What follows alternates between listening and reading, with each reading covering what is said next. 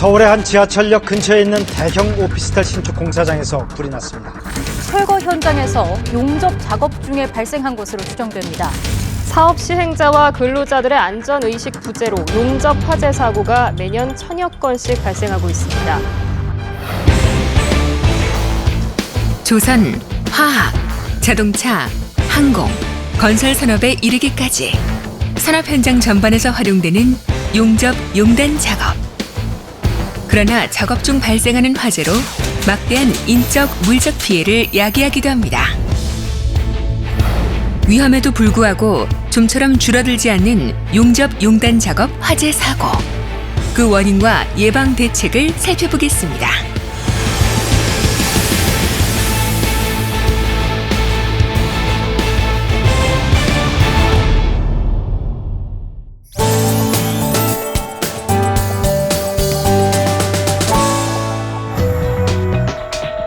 용접, 용단 작업은 금속을 용융시키는 특성상 고열과 불꽃, 불티를 발생시킵니다.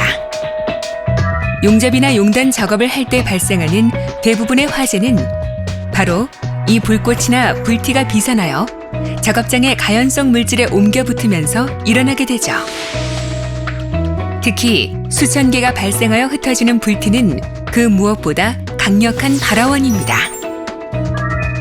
직경 0.3에서 3mm 정도의 아주 작은 크기지만 비산 불티의 온도는 3000도에 이르며 출혈로 인해 비산된 후 상당 시간이 지난 후에도 화재를 일으키곤 합니다. 또한 비산 거리가 수평 방향으로 최대 약 11m에 이를 정도로 불티에 의한 화재 위험은 매우 큽니다.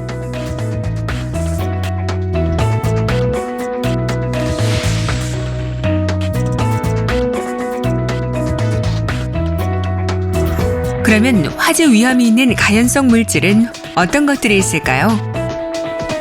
작업장 주변에서 흔히 볼 수 있는 우레탄 폼, 스티로폼 샌드위치 패널 같은 내장재 조각과 기름, 도료, 걸레, 나무 토막, 폐기물 쓰레기 등은 대표적인 가연성 물질입니다.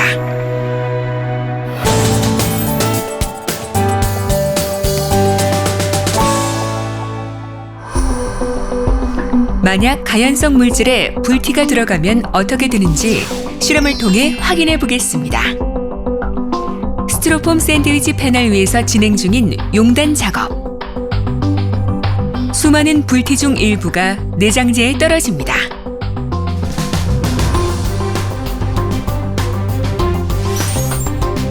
작업자는 현장을 벗어나고 이후 연기가 피어오르더니 곧 스티로폼 내장재 전체가 화염에 휩싸입니다. 이처럼 용접 용단 불티로 인한 화재는 대부분 연기만 나고 일정 시간이 지나서 발화되는 훈연 연소입니다. 때문에 초기 진화를 놓치고 큰 화재로 이어지는 불티의 위험성. 항상 숙지하고 작업에 임해야 하겠습니다.